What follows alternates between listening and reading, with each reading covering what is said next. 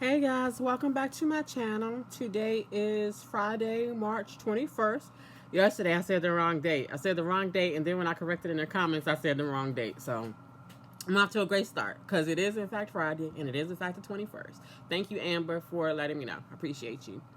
And guys, I apologize. By the time you all see this, it might be tomorrow. I'm starting at 10:17 p.m. Eastern Standard Time, so a little later than what I would prefer, but I had a really long day. You ever have a day where you don't know if it's a great day or an awful day? Yeah, so I think, yeah, that. So time shall tell. All right. So we start with Kai and Trina. Kai is nervous about the speech.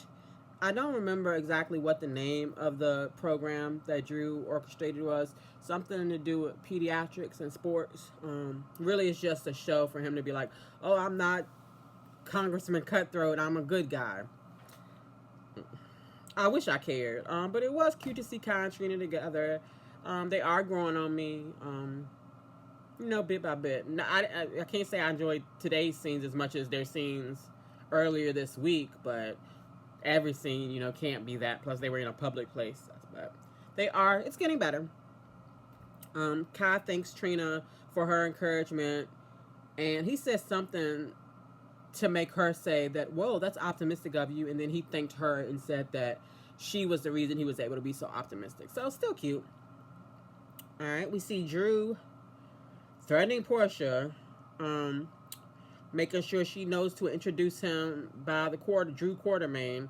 And she was like, "You mean your name?" And he was like, "Well, there's been some controversy around that, blah, blah, blah, blah." He's so, for a man who's never, no disrespect to Cameron Matheson, but he's never going to watch this. For a guy who's only played good guys, very generic, vanilla, bland, good guys, the hero character, he's very good at being sleazy and slimy. Like, I want to shower after watching scenes with him in it. And it's really hard to watch the way he towers over Portia. And it's like he takes pleasure in threatening her. And I know someone said that in the comments a while back. I said a while back, like I've been doing this long enough for a while back. I think it was Missy that didn't like it. I may be wrong. I'm sorry. But it was like a couple of weeks ago. Someone also just talked about the way Drew interacted with Portia and how it was, gross. And I agree. More every time I see them together, because it really does seem like he enjoys threatening her. But Drew tells Portia to think of him as a friend. And that's just nasty. Like, you're actively threatening her and telling her to think of you as a friend. Guys, and this is probably, I'm sure it's out of order, because I was trying to group it by characters, but GH doesn't always have characters move. Sometimes the scene partner that someone is with, oftentimes the scene partner will just be them two bouncing back and forth throughout the whole episode. But today, people moved to different places, so it was hard to know how to group everything. So I apologize if things are all over the place. But next I have Drew encourages Kai, tell him he's going to do great at his speech. Trina and Curtis are to the side, and Trina tells Curtis that she wanted to warn Kai about Drew, but she didn't know how. I was like, "What you mean? You use your words. You talk. You can communicate. What's so hard to say?" He kind of shaded, "Be careful. Watch your back." Done. Anyway, Curtis says, "Don't worry. I know how." He goes to Kai, pulls Kai aside, warns him about Drew's false promises. And then the speech happens, because we get to see after the speech later, but we don't get to see the speech. And I get it. They don't have the budget for that to have like a whole press conference, but we didn't need to see the press conference. We could have just seen like flashing lights and seen the panel, the people, Drew and Portia and Jordan, and a couple of extras there, and just like they could have fed in noise from the behind, so we didn't see, but we could hear. Does that make sense? Like, I'd like to see it. I would have liked to, not for, well, I would have loved to see Portia biting her tongue, Jordan rolling her eyes, Drew gloating, and Kai. I really would like to have heard Kai's speech. That's why I wanted to do it, wanted to witness it, because we're learning more about this character and seeing more about him. So I would like to, to see. All right, we have Alexis and Christina. Ugh.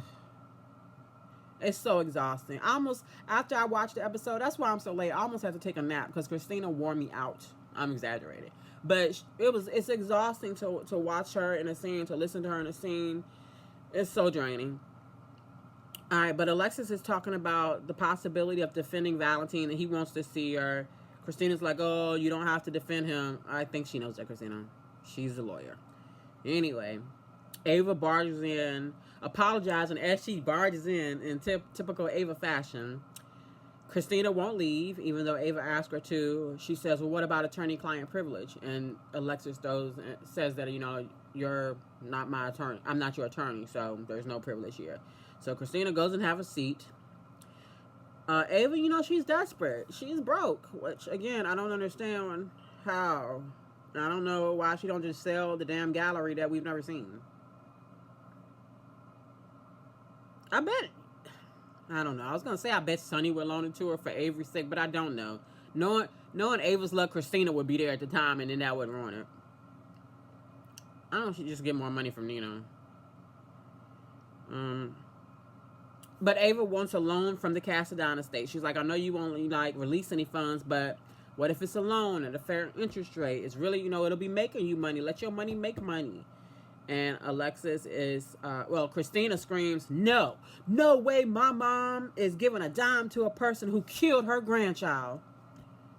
And Alexis agrees. Well, she doesn't agree in that way, but she's like, Ava, just like you would do anything for your daughter, you have to understand that I can't do something like that would hurt my daughter. And it's Christina again beating a dead horse. Bop, bop, bop. Like, Ava did not kill that baby. Molly and TJ's child. She did not kill that baby. Christina, if it was an accident, right? It was an accident. But if due to the God, the universe, cosmic forces, whoever you want to decide who is more at fault, Christina is more at fault. Christina shouldn't have gone there. Everybody told Christina to stay away from Ava. And I just realized that I'm as bad as Christina because I'm yelling at y'all saying what we already know, just like Christina is yelling at everybody saying what we know to not be true. I'm sorry. I apologize for my tone. But I know y'all just as annoyed as I am. Like, Ava did not do that. And I'm not saying Ava is not capable of it, because Ava Jerome will shoot you at point blank range, Connie. But she didn't do this. She didn't do this. Christina has to get to a point where she understands that, I know it sucks. You don't want to blame a baby's death on the, I don't even want to call her the mother, on the person that was carrying her. Like, I have an angel in heaven, I went through something similar. You want to blame yourself anyway, right? It's like part of the grieving process. You want to blame yourself, you want to blame God, you want to blame everybody. You need someone to blame to make it make sense. Christina is either going to have to get to the point where she accepts that it was an accident and no one is to blame, or that she should have stayed away from Ava to start with. Ava did not push her, and Ava didn't really put her hands on her. In the first scene, when we saw it as it happened, Ava didn't touch that girl. But then I don't know if they reshot something, changed the angle, took a different picture or what, but then they had it where she had touched her shoulder, but she still didn't push her. And Christina was in her face. And really, truth be told, Christina should be suing the Metro Court for having windows and walls that fucking thin. What am I trying to say? I'm trying to say thin and flimsy at the same time. I said flimsy. Thin and flimsy for a person could fall out of. I don't know what kind of hotel that is, but any hotel I've been in, you can't even open a window. I like Airbnbs better because you can air them out. But hotels, you can't even open up the window. And maybe there are hotels where you can, but I don't think I've ever been in one. All right. I think I spent 4 minutes on that, y'all. I'm sorry. All right, so we have Jason. Actually, I'm going to take a sip of water. She made me thirsty. All that yellow. All right. Jason visits Valentine. Valentine asked the cop to leave to get him a moment alone. My daughter looked over at me and was like, really? Because, telling the police what to do. But it's Port Charles. That's what happens. Valentine wants to know what Jason wants. Jason tells him he wants to know everything there is about Brennan. Valentine says, he's a bad guy, blah, blah, blah, blah, blah, blah. But the only interesting tidbit I'll say is that he believes that Brennan is the head of the whole WSB, not just the Port Charles division. So it looks like they're setting it up to Brennan to be the ultimate bad guy and not Valentine. Another way to get Valentine off. Maybe so him and Anna can reconnect. I'm not sure.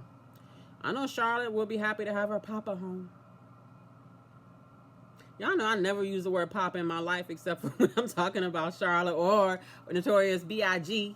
But those are the only times I've never used papa like informally. All right, so we see Carly. She's waking up from a nightmare and screaming, "Jack!" And that's why I was like confused. Hold on, Carly Spencer is having a nightmare about being poisoned by plutonium through a champagne bottle.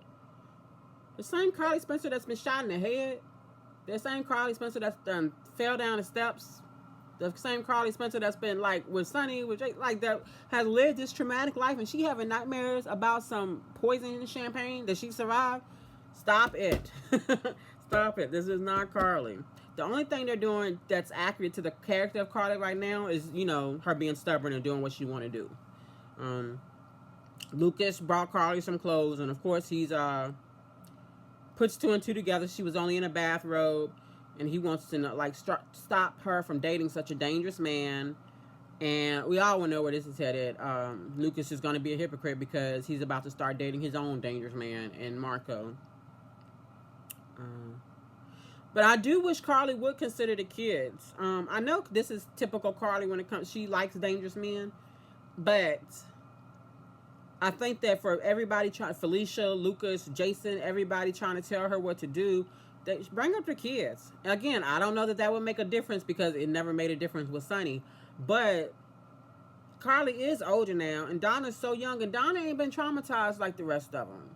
Like, I think, and not just in the sense that what if Donna lost Carly, but what if they send poison fruit punch next time, and Donna drinks some fruit punch? Not that I see that happening, but I would like Carly at least to struggle with that notion. Well, first when Lucas was like, "I can't lose you, Carly," I was like, stop acting like y'all was that close. Y'all was cool. Y'all was family occasionally, but you wasn't like that before. But I think I can make that make sense by thinking about Bobby. Carly is what is all that Lucas really has left of Bobby. So I wish he would have said something like, "Mom's not here. I can't lose you too." And maybe he did, and I just missed it. But I don't think I missed anything today. I didn't watch on YouTube. I watched on Hulu. So, but if I did and I made a mistake, please let me know. Correct me. Comment below. Let me know. All right, we have Liz and Lucky. Blah blah blah. See how I just yawn on cue when I'm talking about Liz and Lucky? That's not a good sign, but it's accurate. All right, so Elizabeth is looking kind of sad on the sofa. Then Lucky comes in with a box. I don't know if it's Danishes, a pie, something from Eckers. It looks like from Eckers. And she's like, "Oh, I thought you left without saying goodbye." And he was like, "Me? Never." I'm like, "But you did, though. If you left and you didn't say goodbye, you effectively left without saying goodbye. You just came back with food." Am I being too hard on Lucky? Perhaps. All right, because that's not the worst thing a man could do, is, what I'm saying, let you sleep and go get some food and come back. That's actually pretty nice. But I don't know what kind of food it was. It don't look like it was something substantial. It looked like some sweets, which is good too, but maybe I'm grumpy, y'all. I don't know. I'm sorry. So Lucky's talking about falling asleep on the couch last night. His neck hurts. On cue, Elizabeth gets up, starts rubbing his shoulders, and suggests maybe next time he sleep upstairs. I wonder what that means. What's that code for? Sleep upstairs. Means we're going to have to deal with a love scene soon.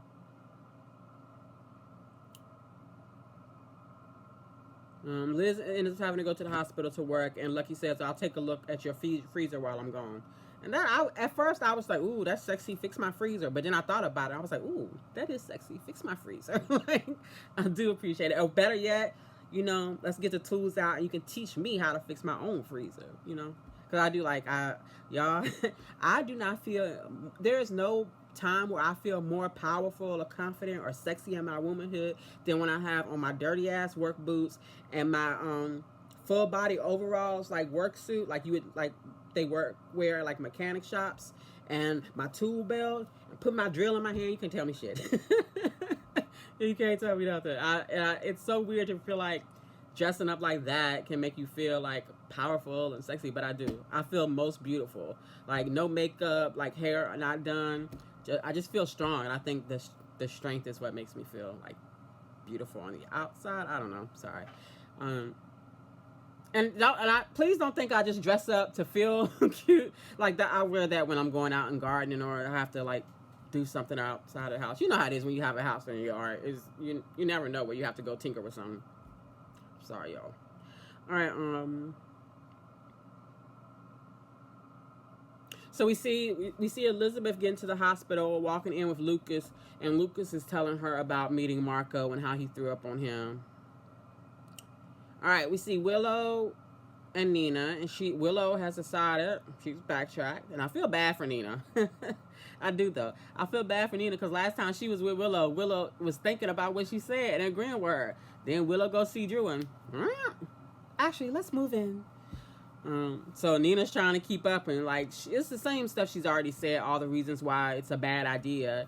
But Willow has a retort to everything. Like she has a reason, like answer for everything Nina says. Willow says, Michael is very reasonable and rational. And Willow's like, yeah, but he just got halfway burnt on fire, and you're gonna be moving in with the man you cheated on. Like, just like really rational things. I like Nina was being really reasonable, really rational, which is weird for me to even say, but that's what it was. Like, if you were in a room where Nina Reeves is the voice of reason, then you need help, and Willow needs help. Yeah, but Willow's just saying, I'll explain it to Michael. He will understand. I was like, bitch, you are delusional.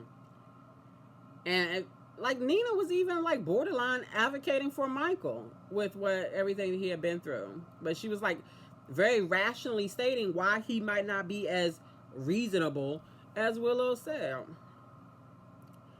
But it didn't end well. Willow had to leave to go to a parent-teacher conference. I thought she was going to leave Nina there. And I was like, damn, just in Drew's house. I was like, Nina, don't do that. But then we saw that Nina walked out with Willow, and then she came back with her key. And she's going through the safe. He had a wad of cash. I was like, Nina, take that. Get that to Ava. Please. Like, she needed a little bit. It had to be at least, it was rolled 100. So, probably at least 20,000, 30,000, 40, 50. I don't know. I've never had that many rolled up $100 bills, so I actually couldn't guess. I know that more than 10. I don't know, actually. I don't know. A lot of money. Ava could use it. Sorry. I was looking for this in my notes, and I was like, that's because I just added that bit. I didn't go by my notes. All right, so this is early in the episode. We see Jordan and Curtis talking about Drew. Nothing new. Same old conversation. Then we see Jordan coming by Portia's office. This is before the speech, guys.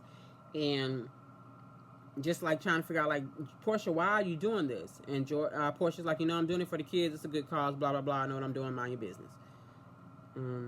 Then we see, after the speech now, we see Ava visiting Portia. Sharing her frustration. When Ava walks in, Portia has Drew's what? Drew Quartermain's. I don't know why I added a Q on it. Drew's file, medical file. I assume it's a medical file with like his patient records. So that's interesting to me, because she ain't learned her lesson by going through people's records. But all right, I do wonder though, like if there's like some magic switch that they can flip to like control him again, because remember Drew was brainwashed at one point, so maybe she'll figure out the code. Maybe she's gonna get fine-ass Andre Maddox to come in and do her a solid and give her the cheat code so she can get him in check. I would love to see Portia take power, have this power dynamic change and Portia be running Drew. I would, and she made him do what she said. I would love that. That would be a great story. I don't know if they're gonna do that, but I would love to see him like cowering to her will. The way he's been like sneering over her, I would love her to do that to him. But Ava and Portia share their frustration with. Well, no, Ava doesn't talk about her problems. I thought she was going there to go talk about her problems, but she just kind of was an ear for Portia. Then Drew even interrupted in the middle of that, thanking Portia, and Portia was, sickeningly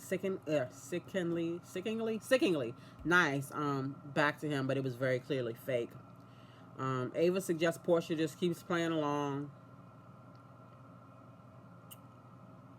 This is just a singular note I have here. The councilman person who was at the press conference with Drew and Kai and Curtis and Jordan and Portia, he does not like Laura. Every time he opens his mouth, he has an insult about Laura. I feel like he might try to take her seat. Wait, would a councilman? Yeah, I guess mayor would. Yeah, mayor would be a step up from councilman. Like you said, that's how it is in my city. You have our city council, and then someone from the council is chosen to be mayor, and they have more power, but it's still, the council makes more decisions than the mayor singularly. But I guess, but my point is, it would be a step up in his career. So they're probably gonna try to unseat Laura. Christina goes over to Liz's. Lucky's there. She needs a spare key for Charlie's. According to her, she didn't lose it. She don't know where she put it. She tells Lucky about everything about going on with Sonny, about his heart condition and the custody agreement. And I get that we are playing to see how much chemistry we have with Christina and Lucky. I get that. But that's your dad's business. And it's not, you think it's safe for Sonny, for it to get out that Sonny has a heart condition? Like, you don't think his enemies would take advantage of that? Christina's an idiot. For about 5 minutes, I wondered if they were setting it up for Christina to be the new head of the the Corinthos mob organization if Sonny's off the canvas. There's no way. She's too stupid. She's not smart enough. I think Avery would do better. I didn't say the wrong name. I meant Avery. Just in case anybody thinks I misspoke.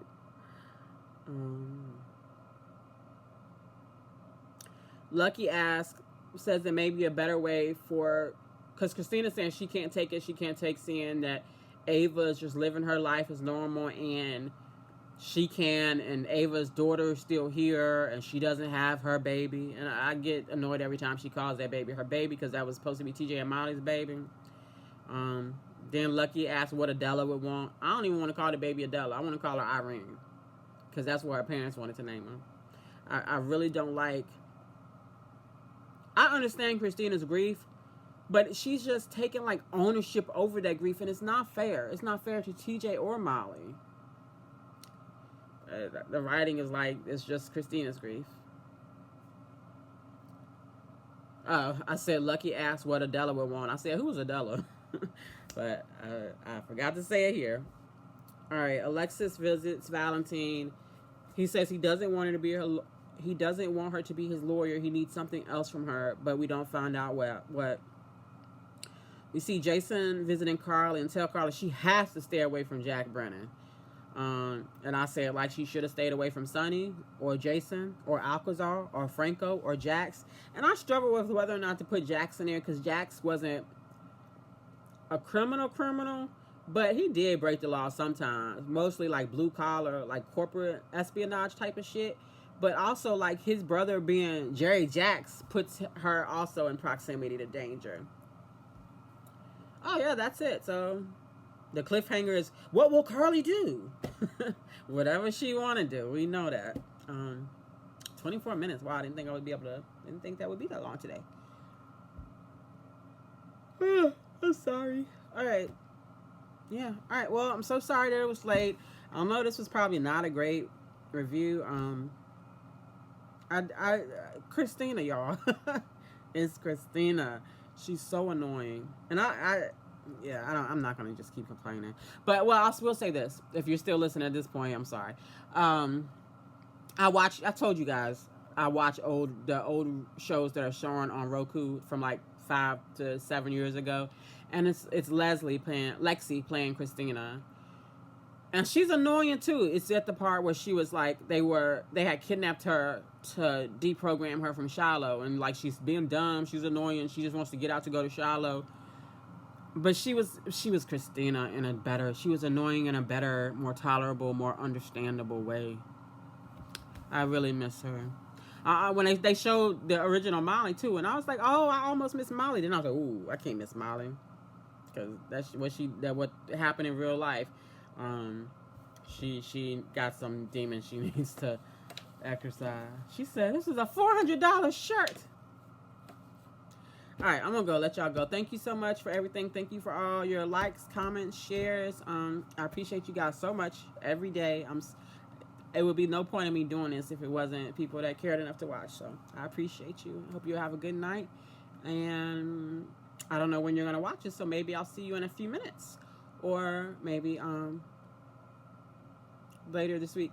I will upload a Severance video tomorrow with my daughter, and then Sunday, hopefully, Tweri and I can get together again and be live without all the hiccups. We got all those out of the way last time. All right, now I'm gonna stop. Live long and prosper.